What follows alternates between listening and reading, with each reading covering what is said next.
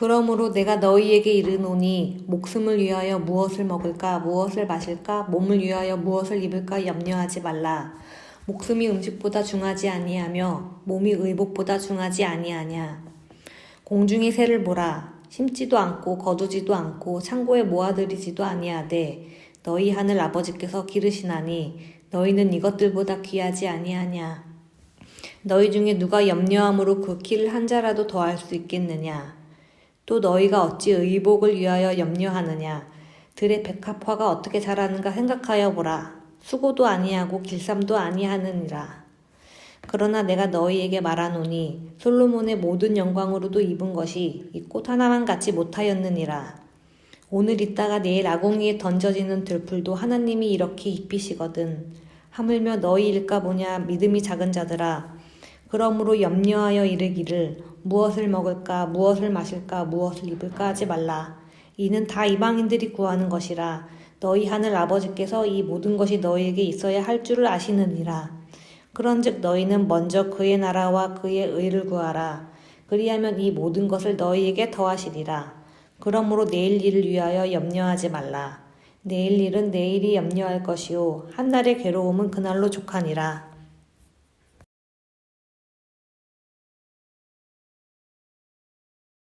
오늘은 5월의 첫 번째 주일이며 어린이 주일입니다. 작년에 이어 올해도 어린이들과 함께 예배를 드리지 못하며 어린이 주일을 맞이하고 있습니다. 어린이들을 축복하며 드리던 예배가 참 그립습니다. 어린아이들의 그 모습이 참 보고 싶고 그립습니다. 여러분들도 보시면 깜짝 놀라실 거예요. 얼마나 많이 컸는지 몰라요. 얼마나 많이 변했는지 모릅니다. 이 아이들과 온 교회가 함께 예배 드리는 그날을 기대하고 소망하고 있습니다. 어린아이들은 어린이라고 하는 것은 내일에 대한 두려움이 없다라는 뜻이기도 합니다. 걱정도 없습니다. 돈에 대한 염려도 없고요. 돈에 대한 개념도 없습니다. 저희 아이가 큰애가 6살쯤 됐을 때인데요. 자기가 아빠 집을 사주겠다라고 하더라고요. 그래서 어떻게 집을 사줄 거니? 라고 물었더니 자기 2층 침대를 팔아서 그 돈으로 자동차와 집을 사주겠다라고 하더라고요. 제가 2층 침대를 중고로 하나 구입해서 아이들에게 설치를 해 주었는데요. 굉장히 좋은 제품이었습니다. 근데 중고로 사서 아주 저렴하게 사가지고 왔어요. 그걸 설치해 주면서 이거 비싼 거야. 좋은 거니까 잘 써야 돼. 라고 아이들한테 이야기를 했는데 이 아이들에게는 2층 침대가 자기들이 가진 것 중에서 제일 좋은 것이라고 생각을 한 것입니다. 크기도 컸고 튼튼해 보였기 때문이죠. 그래서 그것을 팔아서 가난한 아빠 자동차와 집을 사주겠다라고 이야기를 하더라고요. 그런데 지금은 그런 이야기를 하지 않습니다. 지금은 자기가 하는 이야기가 무슨 의미인지를 알고 있다는 것이죠. 그때는 전혀 그런 것을 몰랐었다는 것입니다. 지난주 우리는 재물과 하나님을 겸하여 섬길 수 없다라는 말씀으로 하나님 나라의 경제 원리에 대해서 말씀을 나눴습니다.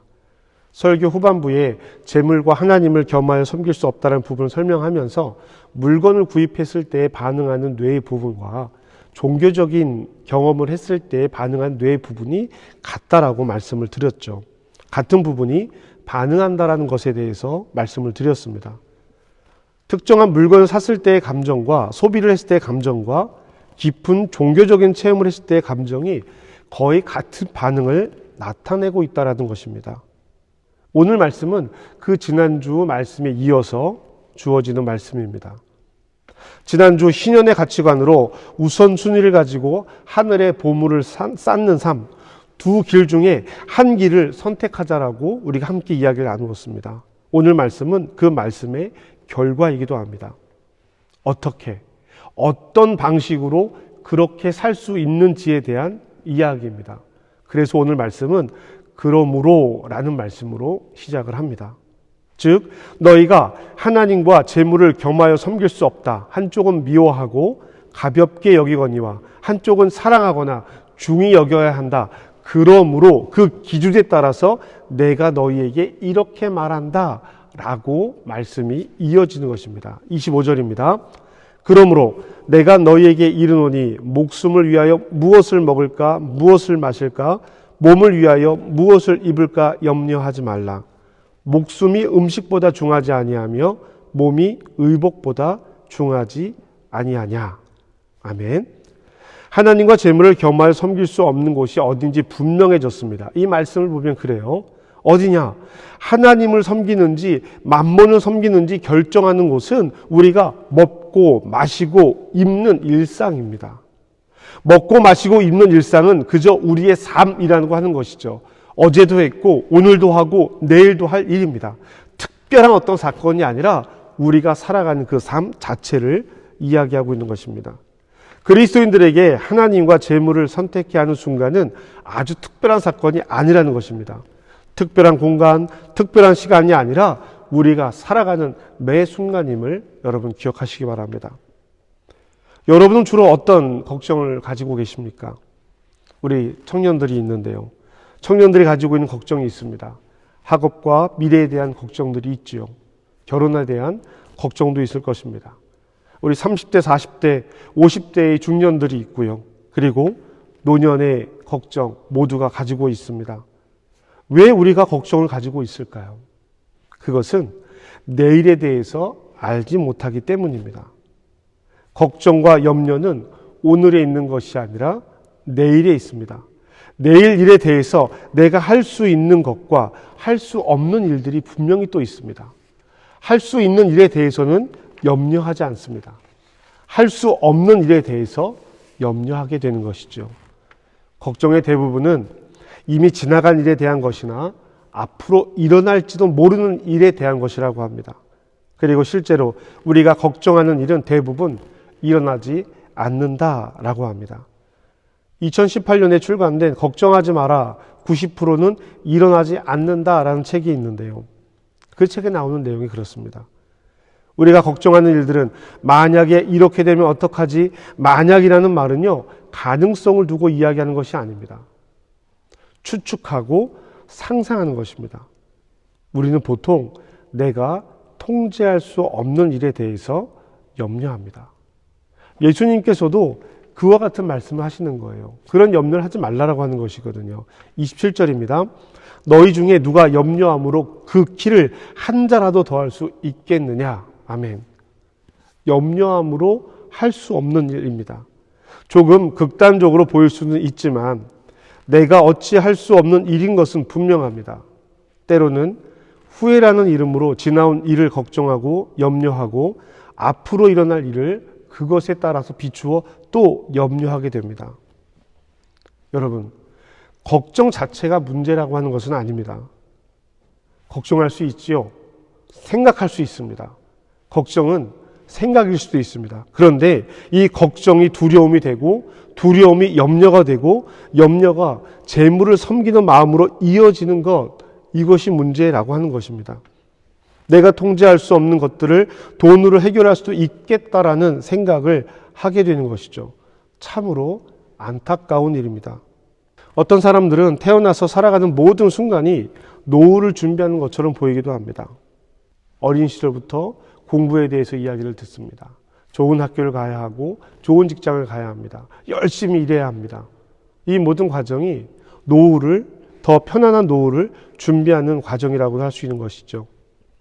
사는 순간에 대한 감상보다는 지금 공부해야 하고 지금 일해야 하고 지금 무엇인가를 해야 노후에 좀 더 편안하고 안전하게 살 수 있다라고 하는 그 두려움이 세상이 우리에게 주는 것입니다. 예수님은 우리에게 아무것도 하지 말라라고 말씀하시는 것이 아닙니다. 먹을 것을 위해서, 입을 것을 위해서 아무것도 하지 말고 하나님께 구하라고 하시는 말씀이 아닙니다. 입을 것과 먹을 것이 목숨과 몸보다 중요하지 않다. 내 삶보다 중요하지 않다라는 것을 말씀하시는 것이지 먹을 것, 입을 것 구하지 말라는 이야기가 아닙니다. 그래서 먹을 것을 새들과 비교해서 이렇게 말씀을 하십니다. 26절입니다. 공중의 새를 보라. 심지도 않고 거두지도 않고 창고에 모아 들이지도 아니하되 너희 하늘 아버지께서 기르시나니 너희는 이것들보다 귀하지 아니하냐. 아멘. 공중의 새는 심지 않습니다. 그렇죠. 거두지도 않습니다. 씨앗을 뿌린 것이 없으니까 추수하지 않는다는 뜻이죠. 창고 없습니다. 이렇게만 보면 새는 아무것도 안 하는 것처럼 보입니다. 그러나 여러분, 새는요, 아침부터 너무 열심히 일을 합니다. 벌레를 잡고 씨앗을 줍습니다. 작은 짐승을 잡아먹습니다. 둥지에서 먹이를 가만히 앉아서 기다리고 있는 것이 아니라 자녀들, 새끼들을 기르기 위해서, 양육하기 위해서 부모는 천적들에게 자식들을 보호하며 먹을 것을 찾기 위해서 얼마나 애쓰고 노력하는지 몰라요. 가만히 있는 것이 아닙니다. 거두어들이지 않는다는 것과 창고에 모아들이지 않는 것을 사람의 삶과 비교하고 있지만 사람만큼 노력하지 않는다는 것은 아닙니다. 하나님께서 허락하신 창조의 세계 질서 안에서 정말 열심히 노력하며 살아가고 있는 것입니다. 또 예수님은 이렇게 입을 것을 백합과 비교합니다. 28절인데요. 또 너희가 어찌 의복을 위하여 염려하느냐. 들의 백합화가 어떻게 자라는가 생각하여 보라. 수고도 아니하고 길쌈도 아니하느니라. 아멘. 사람들이 아무리 애를 쓰고 노력해도 하나님의 자연만큼 아름다운 것을 입을 수 없다라는 것입니다. 그러나 자연이 가만히 있어서, 식물이 가만히 있어서 그 모습을 유지하는 것은 아닙니다. 새는 내일 먹을 것을 위해서 오늘 더 일하지 않습니다. 백합은 내일 피울 꽃을 생각해서 오늘 다른 꽃을 피우지 않고 미루지 않습니다. 백합은 수고도 하지 않고 길쌈도 하지 않습니다. 그러나 사람은 그것을 하고 있는 것입니다. 그것만 하고 있는 거예요. 내일의 염려 때문에 그렇습니다. 지금 피어있는 삶이 얼마나 아름다운지 모른다는 거예요. 예수님은 이스라엘 역사에서 가장 찬란했던 솔로몬의 영광과 이 백합화를 비교합니다. 29절입니다. 그러나 내가 너희에게 말하노니 솔로몬의 모든 영광으로도 입은 것이 이 꽃 하나만 갖지 못하였느니라. 오늘 있다가 내일 아궁 위에 던져지는 들풀도 하나님이 이렇게 입히시거든 하물며 너희일까 보냐. 믿음이 작은 자들아. 믿음이 작은 자들이라고 말하는 것은 애쓰고 노력하는 사람을 말하는 것이 아니라 돈이, 만몬이 행복을 가져다 줄 것이라고 하는 믿음을 가진 사람들을 뜻하는 것입니다. 하나님 이외에 다른 것으로 만족을 누릴 수 있다라는 생각을 하고 있는 사람들, 그리고 그것을 쫓는 사람들을 믿음이 적은 자들이라고 말하고 있는 것입니다. 여러분, 아무런 대책 없이 막무가내로 살아가라는 뜻이 아닙니다. 앞서 새와 백합에서 말씀드렸던 것처럼 아무런 대책 없이 살아가는 것이 아니라 열심히 살아야 합니다. 다만 하나님 나라의 경제 원리, 즉 우선순위의 원칙을 삶의 바탕으로 두고 살아가야 한다라고 하는 것입니다. 다시 말씀드립니다. 아무것도 하지 말고 하나님만 의지하라는 것이 아니라 재물, 즉 만본이 내 삶을 지켜주고 나를 안전하게 할 것이라고 하는 믿음을 벗어나서 먼저 하나님 나라의 원칙을 찾으라라고 하는 것입니다. 33절입니다. 그런즉 너희는 먼저 그의 나라와 그의 의를 구하라. 그리하면 이 모든 것을 너희에게 더하시리라. 두려움의 결과인 염려에 사로잡혀서 지금 오늘 하나님께 주신 삶을 내일로 자꾸 미뤄가는 것이 불행한 삶입니다. 한날의 염려는 그 한날에 족한 것입니다. 34절입니다. 그러므로 내일 일을 위하여 염려하지 말라. 내일 일은 내일이 염려할 것이요 한날의 괴로움은 그날에 족하리라. 아멘. 이 말씀을 오늘을 즐기며 마음껏 살아가라는 이야기로 이해하시면 안 됩니다. 그렇다고 해서 모든 것을 버리고 자연 속으로 들어가서 문명을 거스리며 살자는 이야기도 아닙니다. 예수님의 말씀은 염려하지 말고 이 세상을 열심히 살아가자라는 것입니다. 그 이유를 하나님의 자녀라고 설명하시는 것입니다. 염려하는 것은요, 이방인들이, 즉 하나님을 알지 못하는 사람들이 하는 일이니 이방인처럼 하지 말고 하나님을 믿는 사람처럼 살아가기를 요청하고 있는 것입니다. 염려는 우리가 계획을 세우고 우리가 준비하고 우리가 합당하게 일을 처리한 후에도 여전히 남아서 우리를 괴롭히는 걱정입니다. 우리는 주의 깊게 세상과 우리의 삶을 둘러보아야 합니다. 산상수훈에서 예수님은 우리에게 어떠한 방법을 알려주시는 것이 아니라 마음에서 나오는 생각을 말씀하십니다. 염려도 마음을 지배하는 것이라면 그 지배에서 벗어나 하나님을 신뢰하라고 요청하시는 것이죠.